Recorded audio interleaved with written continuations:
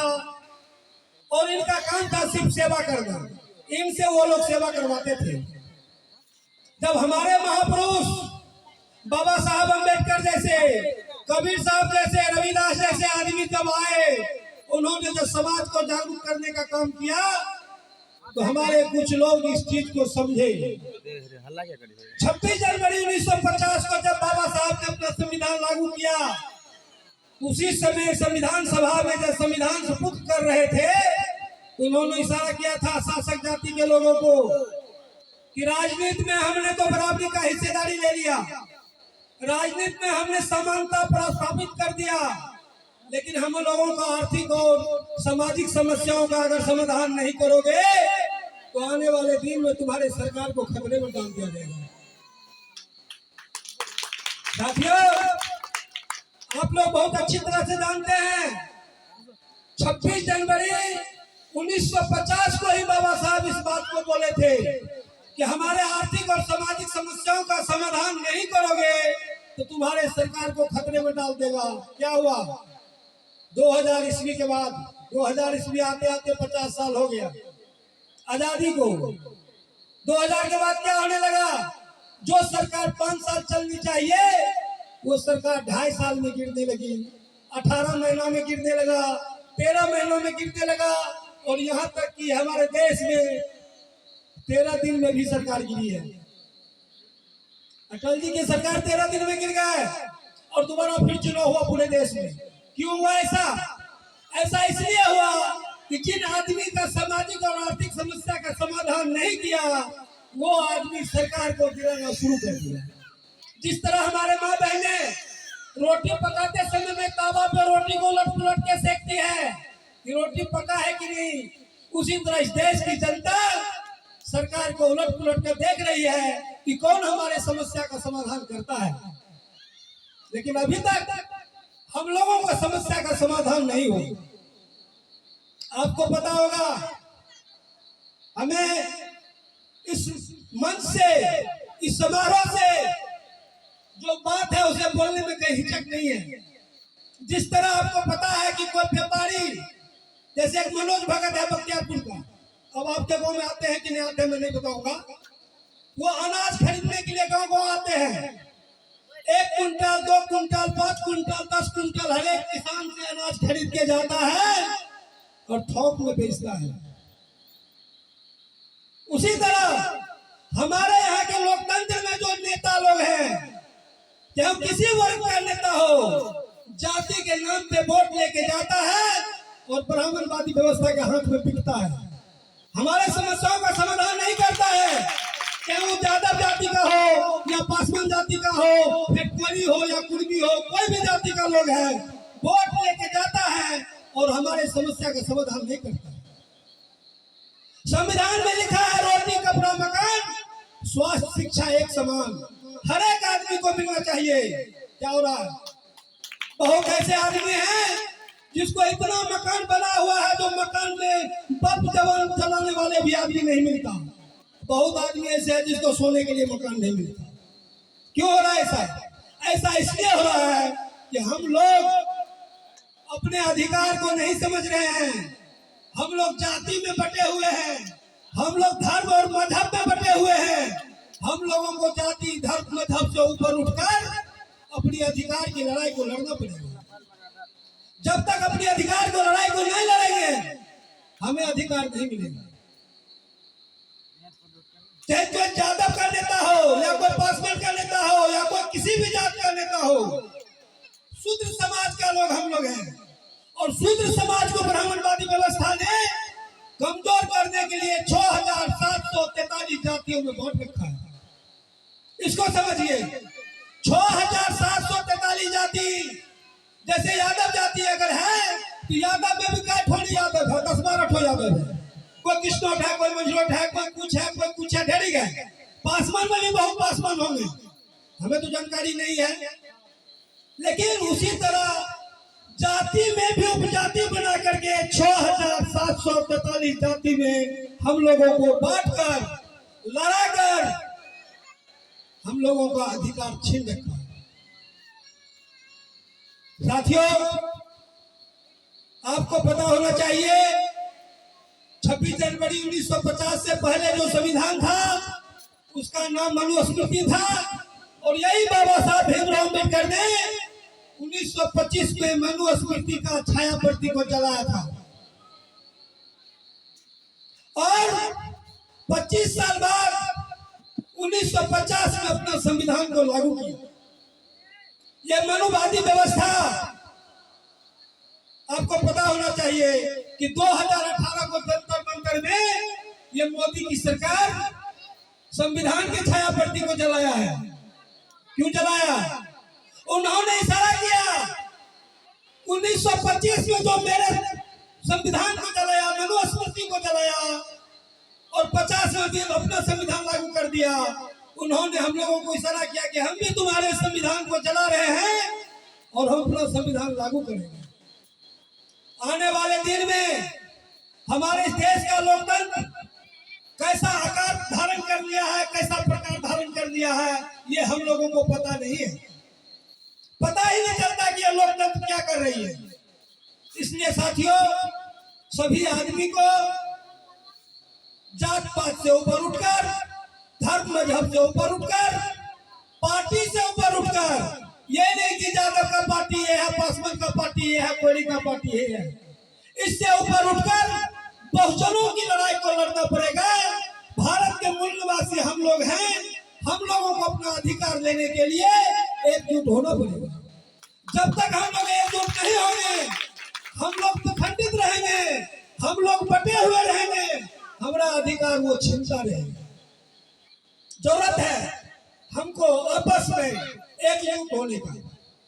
बाबा साहब कहे थे, शिक्षित बनो, संगठित बनो और संघर्ष करो। हम लोग बच्चे को पढ़ा रहे हैं, हमारे बच्चे पढ़ रहे हैं, क्या पढ़ रहे हैं? मेडिकल कोर्स पढ़ रहे हैं, डॉक्टर बन रहा है, इंजीनियरिंग कोर्स पढ़ रहे हैं, इंजीनियर बन रहे हैं। जरूरत है इनको भी पढ़ने का। जब तक इनको नहीं पढ़िएगा, शिक्षित नहीं होइएगा, अपना अधिकार नहीं हासिल कर सकते हैं। और संगठित होना सबसे अहम भूमिका है। जब तक हम लोग संगठित नहीं होंगे, हम अपने दुश्मन को नहीं पछाड़ सकते। साथियों, हमें दुश्मन की पहचान करना जरूरी है कि हम सबों का दुश्मन है कौन। जब तक आप दुश्मन को चिन्हित नहीं कीजिएगा, आप दुश्मन से लड़ाई नहीं लड़ सकिएगा। इसलिए दुश्मन को चिन्हित करना जरूरी है। भाइयों, वक्ता बहुत है, रात भी बहुत हो चुकी है। हम आप सभी से निवेदन करना चाहूंगा कि जो हर एक परिवार में पढ़े लिखे विद्यार्थी हैं, सब शिक्षा की तरफ जा रहे हैं आज के समय में। जिसके पिता, जिसके माता बहुत गरीब है, वो भी अपने बच्चे को पढ़ाने का प्रयास कर रहा है। किसी न किसी तरह बच्चा को स्कूल भेजने का काम करते हैं। सभी आदमी अपने बच्चे को पढ़ाने का काम करें और सभी आदमी भाईचारा से आपस में मिलकर विचारधारा को आगे करें। बाबा साहब की विचारधारा से मिलकर के रहें। और जब तक इनके विचारधारा को सभी आदमी नहीं समझेंगे, हम अपना अधिकार हासिल नहीं कर सकेंगे। मैं आपको बताता हूँ, आप एक बार वोट देते हैं, किसी को एमएलए बना देते हैं, किसी को एमपी बना देते हैं, और दूसरी चुनाव में वो एमएलए हार जाता है। चुनाव हारने के बाद भी उसको क्या पेंशन मिलता है कि नहीं मिलता है? उनको पेंशन मिलता है, उनको सारी सुख सुविधा मिलता है। हमने जो वोट दिया, हमारे वोट से जो विधायक बने, वो हमारे ही कमाई को अपने सुख भोग में लगाता है, हमें कुछ नहीं मिलता। आप एक मामूली पंचायत के मुखिया को लीजिए, जो आदमी एक बार पंचायत प्रतिनिधि बनते हैं, वो करोड़ों में खेलते हैं। जो जनता, हमारे बगल में मुखिया जी बैठे हुए हैं, पवन जी, ये कह रहे थे कि हम भी मुखिया हैं। साथियों, जो सही है उनको सही कहना पड़ेगा। जब तक सही नहीं कहिएगा, अभी हमको बसंतपुर से मुसरनिया चल के आने का जरूरत नहीं था। हमें कुछ यहाँ मिलने वाला नहीं है। हम अपना रात को समय बर्बाद करके यहाँ इसलिए आया कि हम लोगों का मिशन ही यही है, एक बनो, संगठित होकर के रहो और जात पात से ऊपर उठकर अपने अधिकार की लड़ाई को लड़ो। जरूरी नहीं कि हम जो कर रहे हैं वो कल ही हो जाएगा। हम संघर्ष कर रहे हैं, हम आदमी को समझा रहे हैं, हमारा काम ही यही है, हर एक टोले मोहल्ले जाकर अपना समय लगाकर इस काम को करना। क्योंकि आपको पता होगा, जब अंग्रेज हमारे यहाँ आए तो एक दिन में चुटकी बजाने से नहीं भाग गया। अंग्रेज को भगाने के लिए बहुत आदमी ने अपनी जान की बलि चढ़ाई, तब अंग्रेज यहाँ से भागा। हम अभी आजाद हैं, हम मेक लगा करके भाषण कर सकते हैं, लेकिन अंग्रेज के समय में कोई मेक लगा करके बोल नहीं सकता था। चुरा करके मीटिंग करता था, चुरा करके मीटिंग करता था, चुरा करके उनसे लड़ाई लड़ने की योजना बनाता था कि कैसे भगाना है। हम तो अभी डायरेक्ट आपके पास आकर के मैच से अनाउंसमेंट कर रहे हैं। क्यों कर रहे हैं? इसलिए कर रहे हैं कि मुट्ठी भर लोग जो है, अगर उनके कानों तक ये आवाज जाता होगा, उसको रात में नींद नहीं होगी, इसको जानिए। इसलिए और वक्ता आपके पास है। साथियों, मैं पुनः आप लोगों से निवेदन करना चाहूंगा, खास करके माता एवं बहनों से, इसलिए कि कहावत में है, देहाती कहावत में है, मर्द और बरद एक होता है। मर्द कमाने का मालिक है, जिस तरह बरद हल बहने का मालिक है, उसी तरह मर्द कमाने का मालिक है। घर का लक्ष्मी औरत होती है, बच्चों की देखरेख करने की मालिक औरत होती है कि हमारे बच्चे किधर हैं, स्कूल गए हैं कि नहीं गए हैं। क्योंकि मर्द तो अपना ड्यूटी पर रहता है, काम धंधे पर रहता है, लेकिन महिलाएं घर में रहती है। महिलाएं को सबसे ज्यादा जरूरत है अपने बच्चे पर ध्यान रखना और अपने बच्चे को शिक्षा की तरफ ज्यादा से ज्यादा शिक्षित बनाने का काम करना, ये महिलाएं की काम है। जिस घर में औरत बुद्धिजीवी है, उस घर में भाई में भी झगड़ा नहीं होता है। जिस घर में भाई कितना बुद्धिजीवी है और औरत दो घर के आ गई, उसका भाई में भी मेल नहीं रखता है। इस बात को जानने का प्रयास कीजिए। इसलिए माँ बहन से मेरा निवेदन रहेगा कि आपके ऊपर सृष्टि टिका हुआ है, आप इस सृष्टि का मालिक हैं और आप जैसा चाहिएगा, आप अगर करवट बदलिएगा तो तुरंत आंदोलन शुरू हो जाएगा। आपके विचार पे ही हम लोग टिके हुए हैं, आपको अवसित होने का जरूरत है। इसलिए साथियों, समय बहुत हो चुका है। मैं फिर आप सबों से निवेदन करना चाहूंगा कि बाबा साहब भीमराव अम्बेडकर ही हमारे पूजनीय हैं, कबीरदास जी हमारे पूजनीय हैं, रविदास जी हमारे पूजनीय हैं। जितने भी हमारे महापुरुष हैं, हम लोग अपने महापुरुष को भूल चुके हैं और दूसरे महापुरुष का नाम ले रहे हैं। इसीलिए हमारा ये दशा है। जिस दिन हम एक साधारण सी बात करते हैं, मेरा नाम है सुरेंद्र, और कोई हमको कहेगा बिरंदर, हम नहीं सुनेंगे। काहे सुनेंगे भाई? नाम तो सुरेंद्र है। हमारे महान पुरुष जो है उसका हम नाम नहीं लेते हैं, जो दूसरे का महान पुरुष है उसका नाम हम लेते हैं। मेरा भला क्या करेगा? कभी भला नहीं करेगा। इसलिए अपने महान पुरुष को याद कीजिए। और ऐसे महान पुरुष, आप जानते हैं, आदमी बच्चा जब पैदा लेता है तो उसका जन्मदिन मनाया जाता है।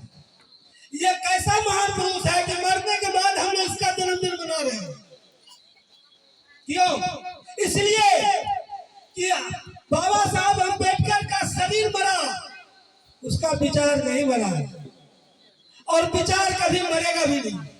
और उनके विचार को जिस दिन हम लोग 85% भारत के मूल निवासी जो शूद्र समाज के लोग हैं, जिनको ब्राह्मणवादी व्यवस्था ने 6743 जाति में बांट करके रखा है, उस सभी को जिस दिन इसका विचारधारा दिमाग में आ जाएगा, उस दिन ये मुट्ठी भर लोग नीचे रहेगा, हम 85% लोग ऊंचे हो जाएंगे। इसको समझने की जरूरत है साथियों। विशेष कुछ नहीं कहकर आप लोग ने जो मुझे सुना, इसके लिए मैं फिर से आप पुनः सभी आदमियों को धन्यवाद करते हुए, जय बाबा साहब, जय भारत, जय संविधान।